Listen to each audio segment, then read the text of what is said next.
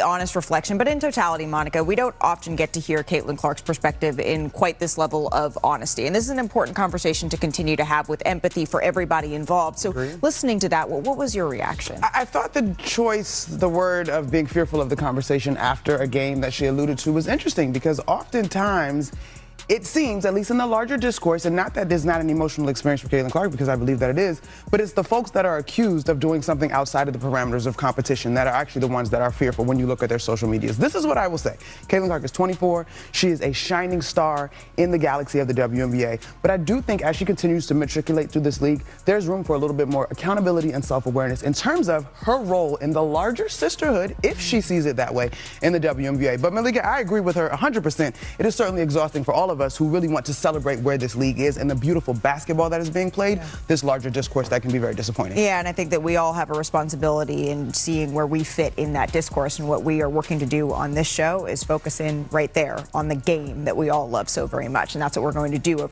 Welcome back to the channel. Today we're diving into one of the biggest stories surrounding the WNBA and Caitlin Clark. Monica McNutt had a chance to address Caitlin Clark directly during WNBA All-Star Weekend in Chicago. On Saturday night, she was only a few feet away from Clark, holding a microphone and with full media access. If she wanted to challenge Clark's actions or raise concerns, the opportunity was right there. Instead, she waited until Sunday to share her criticism on ESPN's Women's Sports Sunday, saying Clark needed to show more accountability and greater self-awareness about her influence within the league. The timing quickly became a talking point, with many questioning why those concerns were expressed on national television rather than in a face-to-face conversation when the chance was available.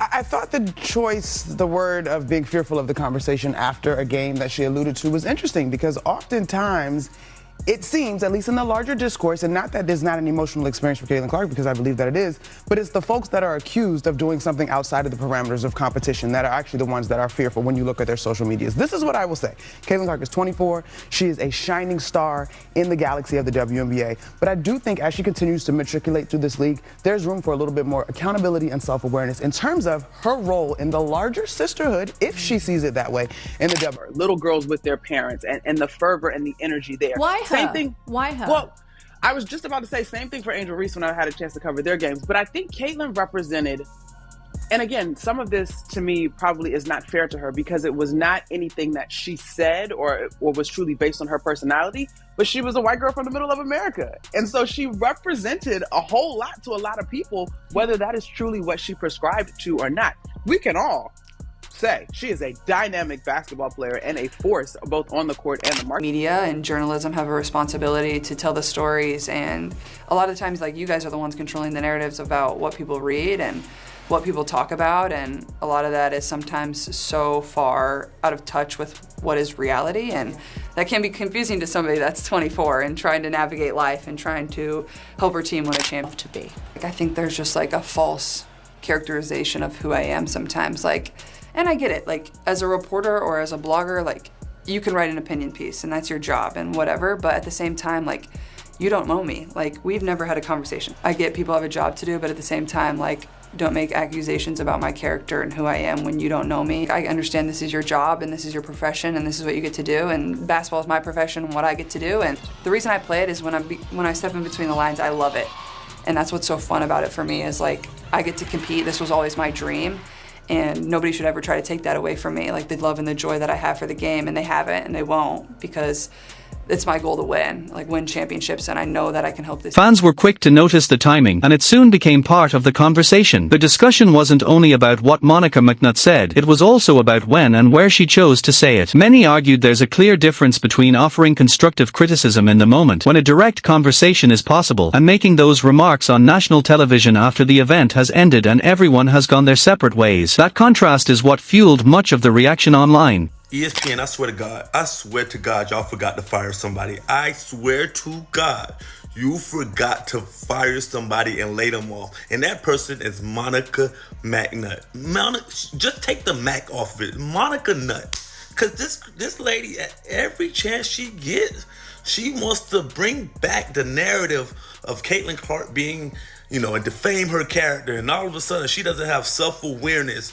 and she needs to take accountability for what's going on in the league. I could have swore the other day that you just said that Caitlin Clark was not the face of the league and it was Asia Wilson. So why Asia Wilson doesn't step up and take accountability and redirect what's going on in this league? Why it has to be on Caitlin Clark? Nobody cares. She's not the face of the league.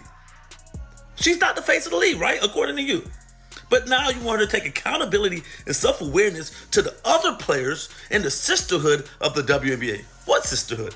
What? Here's what Monica McNutt actually said, because the exact wording matters. I do think as she continues to matriculate through this league, there's room for a little more accountability and self-awareness in terms of her role in the larger sisterhood, if she sees it that way, in the WNBA. Her comments immediately sparked debate, with many interpreting them as a message that Caitlin Clark should be doing more to support or connect with her fellow players. Whether that was McNutt's intended meaning or not, that's how a significant number of fans received the remarks, and it quickly became one of the biggest talking points following the interview. This league, and they're the one that's causing everything that goes on around to the other players, the threats, the this, the that. It's Caitlin Clark fans. That's what she just did. That's the narrative you spew. That's the one you keep pushing. Caitlin Clark came out in her interview and she said, "Hey guys, it's a lot of pressure on me that I have to figure out everything for everybody.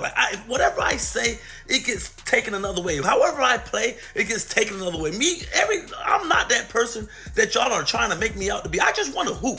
Let's keep it basketball. I want to play basketball. And every chance y'all get, even though y'all are saying that the media need to take more accountability and redirecting it to basketball, Monica McNutt for ESPN, the nut, gets on there, and the first chance she gets, she takes shots." Many of Caitlin Clark's supporters argue that her primary responsibility is straightforward: play basketball, compete at the highest level, and continue building her career. They point out that whenever she's been asked about the controversy surrounding her, she's generally tried to redirect the conversation back to the game itself. From that perspective, hearing a national commentator suggest she needs greater self-awareness about a broader role within the league feels like holding her to expectations she never publicly embraced. To those fans, it comes across less as basketball analysis and more as assigning Clark a responsibility she never asked for, and then criticizing her for not meeting it. WNBA and all the people that follow the WNBA and try to promote the WNBA don't understand that Caitlin Clark's game resonates with us. I say this every day, and every day I got to deal with somebody else dumb in the media. Caitlin Clark's game resonates because she's got flair, she's got flash, she's got style. I said this before, and I'll say this again. We saw Sue Bird's game. We saw Diana Taurasi's game. Kim Mulkey was Sue Bird before Sue Bird became Sue Bird. We've seen it. We haven't seen Caitlin Clark. The folks that cover the NBA, these people that play in the NBA, these people that cover the NBA, I said these people, all of you, black, white, green, purple. Why don't you understand a very simple thing? Her game is dynamic. Like Diana Taurasi was like a jackass to Caitlin Clark. Why? Her game is what people are drawn to. And then you go to the personality. Her game is different than any WNBA woman. What made the comments stand out even more to many fans was the way they were framed. McNutt used the phrase "continues to matriculate through this league," which some listeners felt suggested Caitlin Clark was still in the early stages of finding her place. But Clark entered the WNBA with one of the most accomplished resumes in recent basketball history: a former National Player of the Year, an Olympic gold medalist, and a rookie whose arrival has had an enormous impact on the league's visibility and fan interest. Because of that, many supporters questioned the idea that she still needed to learn the unwritten social expectations of the league, arguing that her impact on the court has already been impossible to ignore. It's best what the league has to offer is yourself and Paige Beckers and Asia Wilson. The list goes on and on. Yeah. And yet so much of the discourse feels completely and totally unrelated to that. Do you feel that? Yeah, absolutely. And I think a lot of it is it's not always based in reality. I feel like media and journalism have a responsibility to tell the stories, and a lot of times you guys are the ones controlling the narratives about what people read and what people talk about, and a lot of that is sometimes so far out of touch with what is reality, and that can be confusing to somebody that's 24 and trying to navigate life and trying to help her team win a championship.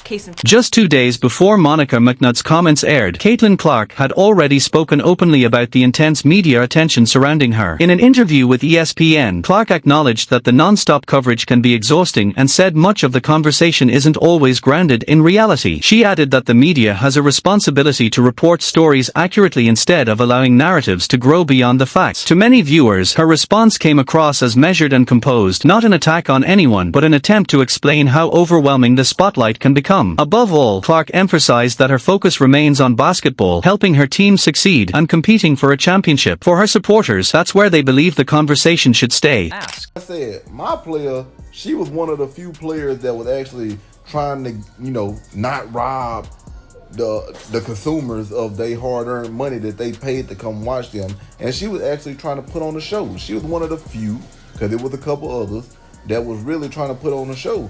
And, people like that, you should give admiration. On the court, Caitlin Clark let her game do the talking. During the WNBA All-Star Game, she helped Team Collier earn a 129-122 victory in one of the league's most entertaining All-Star contests in recent memory. Throughout the weekend, her attention appeared to remain on basketball rather than the off-court debates surrounding her. She wasn't focused on league politics or broader storylines. She was focused on competing, creating highlights, and entertaining fans, just as she has throughout her career. That's the style of play that made her one of the biggest stars in women's basketball. Many of her supporters say they tune in to watch her deep three-pointers, elite passing, and competitive drive. From their perspective, when the conversation shifts away from her performance on the court and toward expectations about what she should represent off it, it distracts from the very reason so many people started watching in the first place.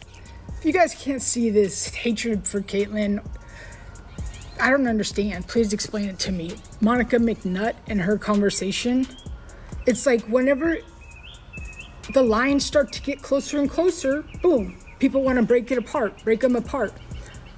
Caitlin, I thought, had a great interview, and it was actually quite brave of her to say, I'm sometimes scared after a game because I don't know what you guys are going to ask me.